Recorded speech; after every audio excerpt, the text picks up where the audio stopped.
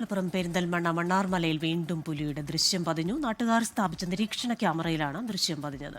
ഈ മാസം മൂന്നാം തവണയാണ് ഇപ്പോൾ മണ്ണാർമല ഭാഗത്തേക്ക് പുലി വന്നിരിക്കുന്നത്. ഈ മലയുടെ ഭാഗത്തു നിന്നും എത്തിയ പുലി അല്പനേരം വനം വകുപ്പ് സ്ഥാപിച്ചിരിക്കുന്ന കൂട്ടിലേക്ക് നോക്കിയ പാറയിൽ വിശ്രമിച്ചതിന് ശേഷമാണ് പുലി റോഡ് ക്രോസ് ചെയ്തുകൊണ്ട് മറ്റൊരു ഭാഗത്തേക്ക് നീങ്ങിയിരിക്കുന്നത്. ഇന്നലെ രാത്രി 11:27 പുലി എത്തിയിരിക്കുന്നത്. ഇന്നലെ പുലർച്ചെ 2:57 പുലി ഈ പ്രദേശത്ത് എത്തിയിട്ടുണ്ടായിരുന്നു. ഈ മാസം മൂന്നാം തവണയും കഴിഞ്ഞ 4 മാസത്തിനിടയിൽ 13-ാം തവണയുമാണ് പുലി എത്തുന്നത് എന്നുള്ളതാണ് ഇതുമായി ബന്ധപ്പെട്ട നാട്ടുകാർ പറയുന്നത്.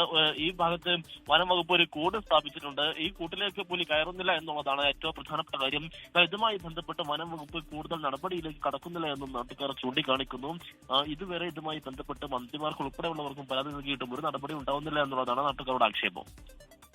ശരി, വിശദാംശങ്ങൾ നൽകുകയായിരുന്നു സമീർ ബിൻ കരീം മലപ്പുറത്തു നിന്ന്. പുലി സ്ഥിരം വരുന്ന വഴിയിലൂടെയാണ് മണ്ണാർമലയിലെത്തിയത്. നാട്ടുകാർ സ്ഥാപിച്ച കൂട്ടിൽ പുലി കയറുന്നില്ല.